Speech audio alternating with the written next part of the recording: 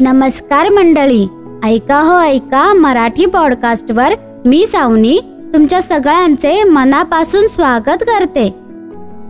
मागच्या पॉडकास्टमध्ये आपण तेनालीरामच्या चातुर्याच्या गोष्टी ऐकल्या.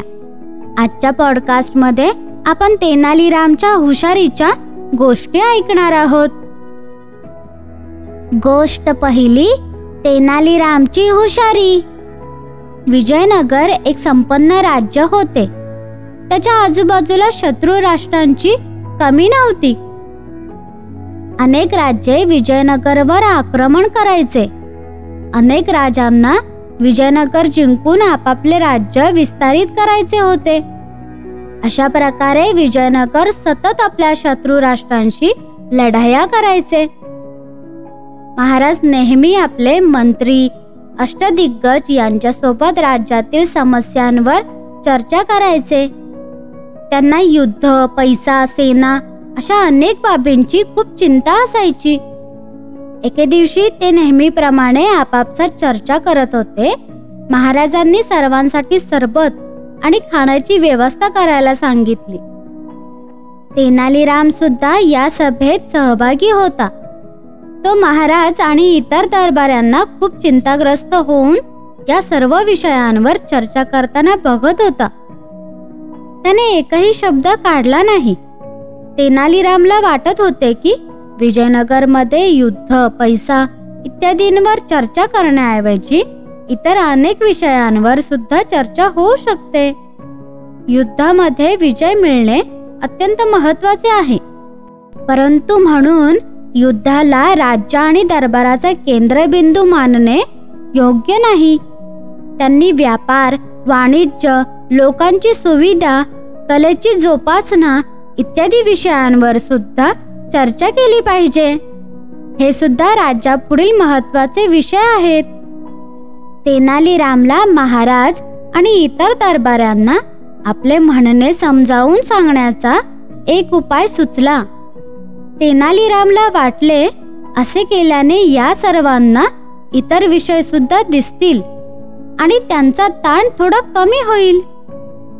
तेनालीराम गुपचूप उठून स्वयंपाकघरात गेला, जिथे सरबत आणि खाणे बनविले जात होते. त्याने आचार्याला सांगितले की सरबत वेगवेगळ्या आकाराच्या आणि वेगवेगळ्या धातूच्या पेल्यात दे. सरबताचे पेले बाहेर आल्यावर महाराज आश्चर्यचकित झाले. सर्वांना सरबत लहान मोठ्या आकाराचे, सोने, चांदी आणि इतर धातूच्या वेगवेगळ्या पेल्यांमध्ये दिले जात होते. तेनालीराम, हे सर्व काय आहे? सरबत एकसारख्या पेल्यांमध्ये का नाही? थोड्या वेळापूर्वी तू उठून स्वयंपाकघरात गेला होतास. तू आचार्याला काहीतरी आदेश दिलास. असे करण्यामागील कारण मला जाणून घ्यायचे आहे. असे करून तुला काय म्हणायचे आहे? महाराज म्हणाले. महाराज, आपल्याला काय, सरबत तर प्यायचे आहे. आपण कोणत्या पेल्यातून सरबत पित आहोत याने काय फरक पडतो? हे पेले तर सरबत देण्यासाठी बनविण्यात आले आहेत. आपण नेहमी युद्धाविषयी चिंतित असता. युद्धामधील जय खूप महत्त्वाचा आहे, परंतु ते राज्याच्या सुरक्षेसाठी आहे. आपले राज्य इतर अनेक बाबींसाठी सुद्धा महत्त्वपूर्ण आहे. एकदा आपल्याला याची जाणीव झाली की चिंतेची फारशी कारणे राहणार नाहीत. महाराज कृष्णदेवराय हसून म्हणाले, तेनालीराम, तू अगदी योग्य बोललास. जेव्हा आपण फक्त समस्यांवर लक्ष केंद्रित करतो तेव्हा त्या सगळ्या गोष्टींकडे आपले दुर्लक्ष होते, ज्या आपल्या जीवनाला आनंददायी बनवतात. आपण नेहमी जीवनाकडे बघण्यासाठी संतुलित दृष्टिकोन ठेवला पाहिजे. ये, आमच्या सोबत बसून जलपान कर, म्हणजे आपण काही उत्तम विषयांवर सुद्धा चर्चा करू शकू. महाराजांचे बोलणे ऐकून तेनालीरामला आनंद झाला. तेनालीरामच्या उत्तराने सर्व दरबारी आणि अष्टदिग्गजांच्या चेहऱ्यावर शांतता, धैर्य आणि सहजता दिसू लागली.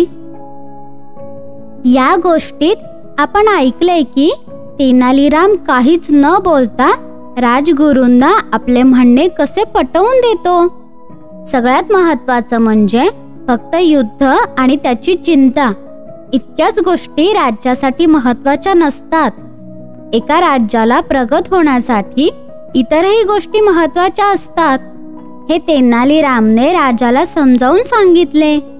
ते काहीही न बोलता कृतीतून ही गोष्ट राजापर्यंत पोहोचवतात.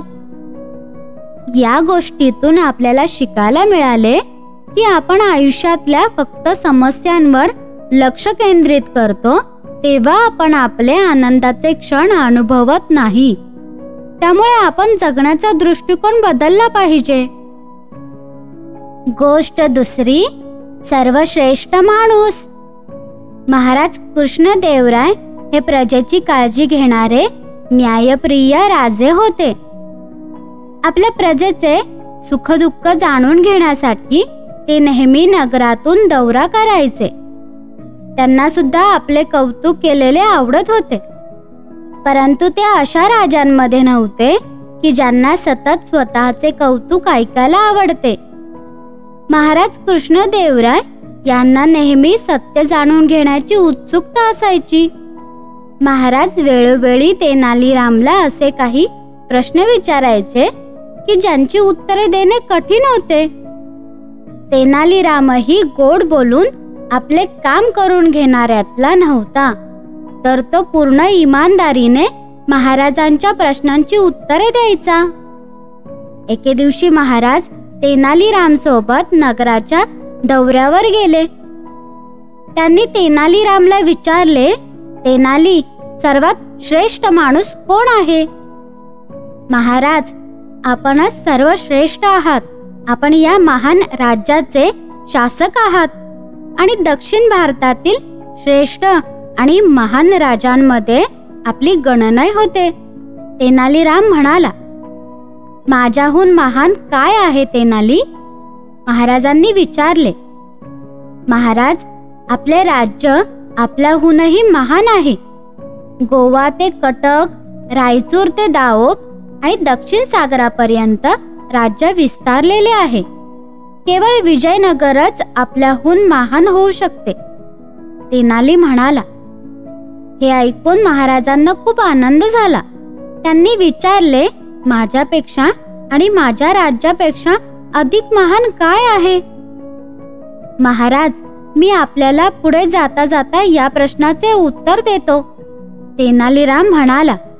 ते दोघे घोड्यावर स्वार होऊन पुढे गेले. लवकरच ते एका शेतकऱ्याजवळ पोहोचले. तो विहीर खणत होता.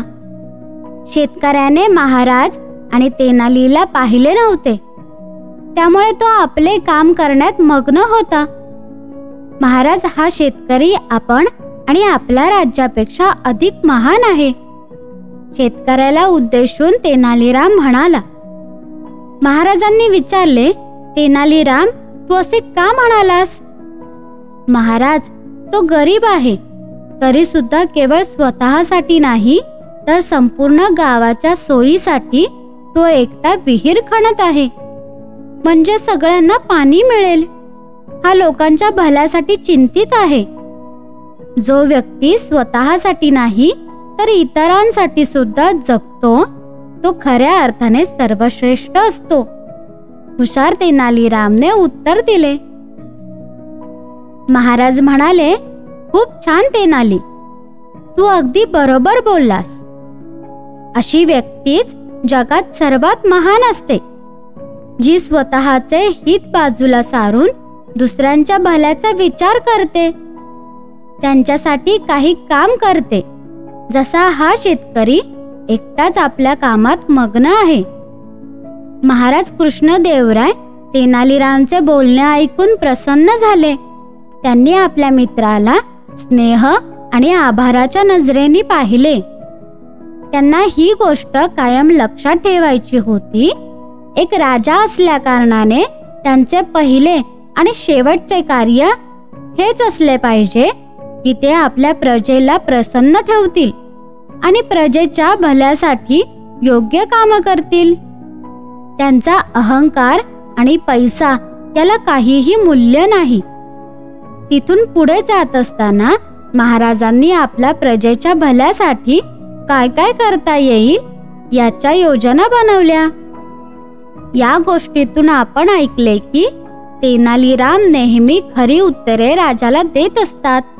त्यामुळे राजाने जेव्हा तेनालीरामला विचारले की सर्वात श्रेष्ठ कोण, या प्रश्नाचे योग्य उत्तर तेनालीरामने महाराजांना दिले आणि त्याने दाखवलेल्या उदाहरणातून राजा प्रभावित झाले व त्यांना अजून चांगले काम करण्याची ऊर्जा त्यातून मिळाली.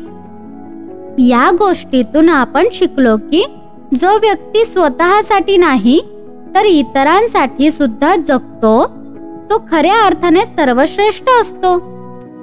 पुढील भागात आपण तेनालीरामच्या कर्तबगारीच्या गोष्टी ऐकणार आहोत. चला तर मग मंडळी, आज आपण इथेच थांबूया. पुन्हा लवकर भेटूया. त्यासाठी आमच्या YouTube चॅनलला सबस्क्राईब करा.